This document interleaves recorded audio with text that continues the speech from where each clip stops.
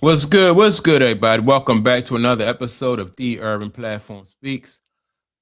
Make sure to like and subscribe to the channel as you tune in and check out the content.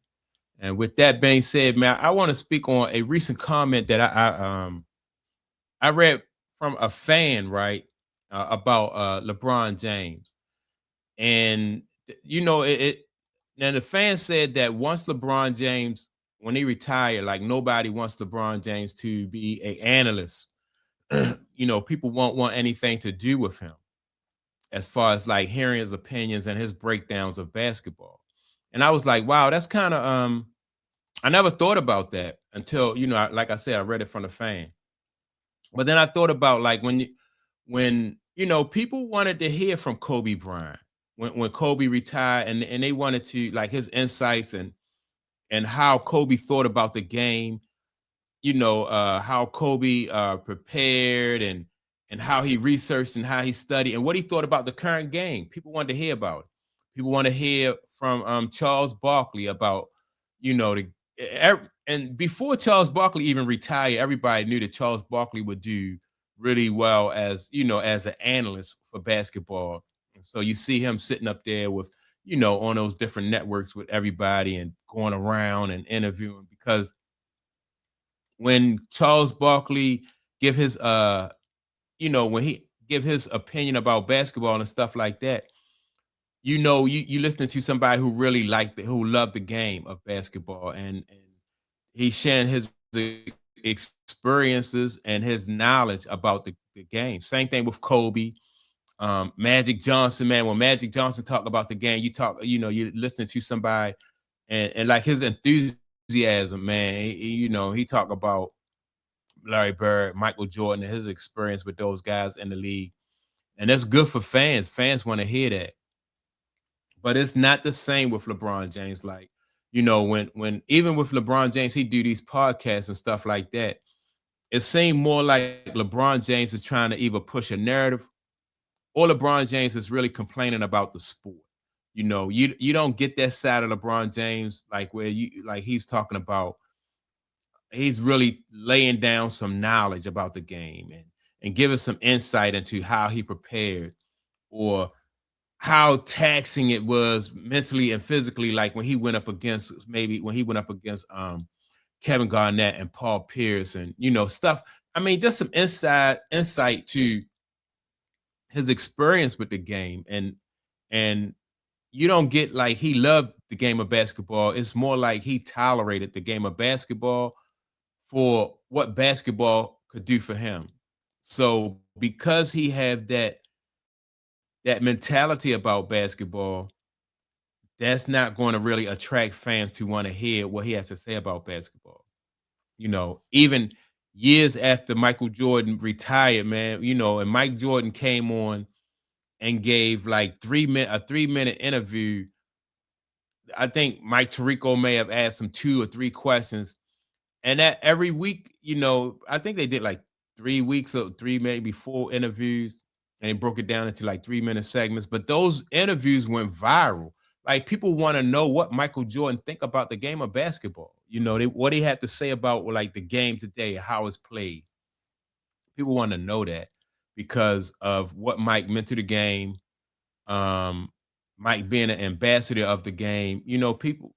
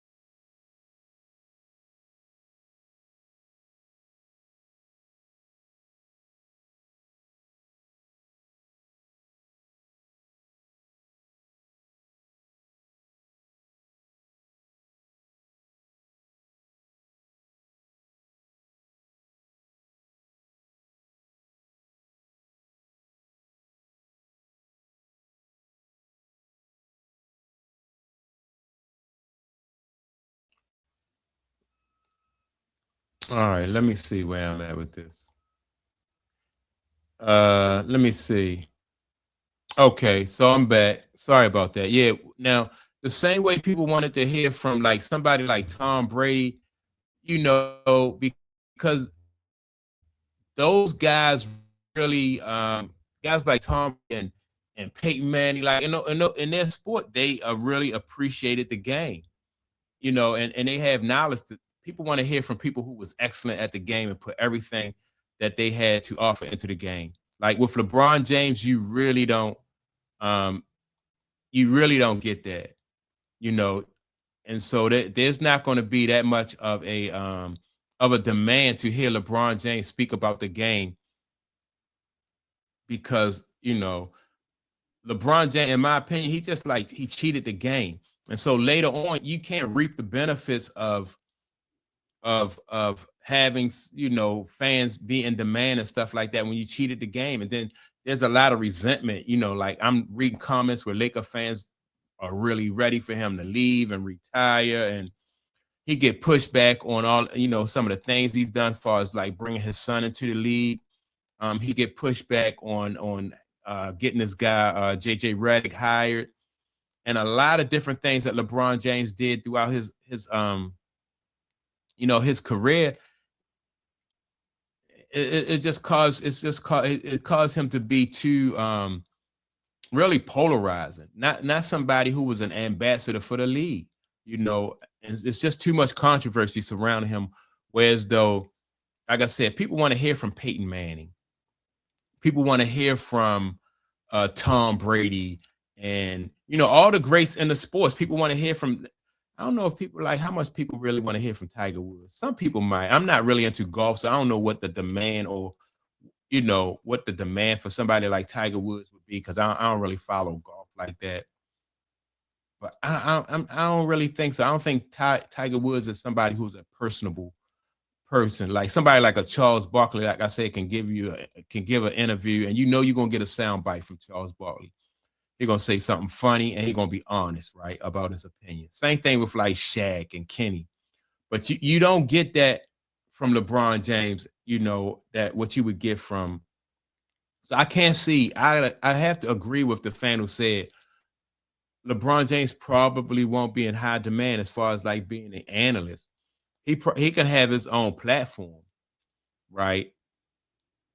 And like a lot of other people do, but I don't think there'll be a big demand like as far as LeBron. And then you got to think about it. LeBron James, he never really did a lot of interviews for like ESPN or Fox or none of those people, right? So why now would they bring him into their on their network when he never really was close with Stephen A. Smith or anybody who worked at ESPN. Never really was close with. Now he did do an interview with the guy Pat McAfee, right? But that probably and then people say that was just to serve his own personal interest that he did an interview with Pat McAfee. But yeah, I gotta agree with the fan and say, once LeBron James retire from basketball, there's not really gonna be a whole lot of demand for him, like as far as like being an analyst. And it's a shame, man, because had LeBron James um put in the work throughout his career and was a basketball what is the word I'm looking for, like an ambassador for the sport of basketball, then he will be reaping the benefits after he retired. Just like the same way that like Michael Jordan is reaping the benefits now of his retirement, like even through his shoe sales. And like I said, he's in demand. Like people want to hear him speak about the game of basketball. Like people just want to see Michael Jordan. Even if Michael Jordan probably wouldn't do it, but he could get paid for appearances, autographs and stuff like that. He would be in high demand. Whereas though it won't be the same for LeBron, and I think the reason why it won't be the same for LeBron is because that's basically LeBron James' fault. He didn't put in that work, and that's why, like I said, Tom Brady is reaping the benefits of he commentating games now. Peyton Manning commentating games. If Michael Jordan wanted to do that, he could do that. Charles Barkley is an analyst. Shaq is an analyst. Kenny Smith, a lot of people, but I don't see LeBron James being able to be an analyst because he is not he just tolerate basketball. In my opinion, that's what it seemed like to me. He just tolerate basketball, and so if he loved the sport, then it would come across as he loving the sport, and then there would be a demand for him. But I don't think there's going to be a demand for LeBron James. So that's my take on it. Make sure to like and subscribe to the channel. Also, don't forget to leave a comment. And with that being said, man, I'm going to check y'all out in the next video. Peace.